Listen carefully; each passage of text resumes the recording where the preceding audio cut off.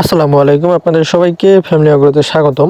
আসলে যাদের এরকম গরুর বাছুর আছে বা যারা আসলে ডেইরি খামার করেন, অনেকেরই আসলে এটা একটা কমন সমস্যা, বাছুর আসলে মাটি খায়। কারণ বাছুরগুলো আসলে অল্প বয়স হওয়ার কারণে তারা যখন আমরা এদেরকে দুধ দহন করার পর একটু দৌড়াদৌড়ি করার জন্য ছেড়ে দেই বাইরে বা দড়িগুলোকে খুলে দেই, তখন আসলে এরা মাটি খায়। এটা আসলে অনেক বড় একটা সমস্যা। কারণ বাছুর যখন আপনার মাটি খাবে, এটা আসলে বাছুরের প্রচুর পরিমাণে ক্ষতি করে। প্লাস বাছুরটা যে মাটি খাওয়ার পরে পায়খানা করে, এই পায়খানাটা একবারে বিশ্রী ধরনের গন্ধ করে, যেটা আসলে সহ্য করার মতো না।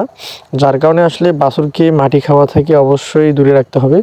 এক্ষেত্রে দুটো উপায় থাকতে পারে। একটা হচ্ছে আপনার মুখে জালি আকৃতির কিছু একটা বেঁধে দেওয়া, যাতে দুধ খাওয়ার পরে বাছুর দৌড়াদৌড়ি করবে কিন্তু মাটি বা কোনো কিছু খেতে পারবে না।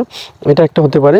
আর দ্বিতীয়ত আপনার দুধ দহন করার পরে লম্বা আকৃতির একটা দড়ি দিয়ে বাছুরটাকে তার মায়ের সাথে বেঁধে রাখতে হবে, যাতে সে ছুটে যেতে না পারে বা বাইরে গিয়ে মাটি খেতে না পারে।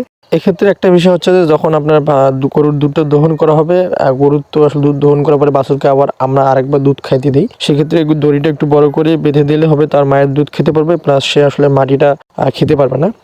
আর যে কোনো একটা বা দুইটার সময় দিনের মধ্যে যখন আপনারা ফ্রি থাকবেন, তখন আসলে বাছুরের গলার দড়িগুলো একটু ছেড়ে দেবেন, যাতে বাইরে একটু দৌড়াদৌড়ি করতে পারে। কারণ বাছুর আসলে সারাক্ষণ বেঁধে রাখলে অনেক ধরনের সমস্যা হয়, প্লাস রোগ প্রতিরোধ ক্ষমতা কমে যায়। যার কারণে বাইরে একটু ছেড়ে দেবেন, যাতে দৌড়াদৌড়ি করতে পারে। এতে বাছুরের অনেক উপকার হবে, প্লাস তাদের যে গ্রোথটা আছে এই গ্রোথটা অনেক ভালো হবে।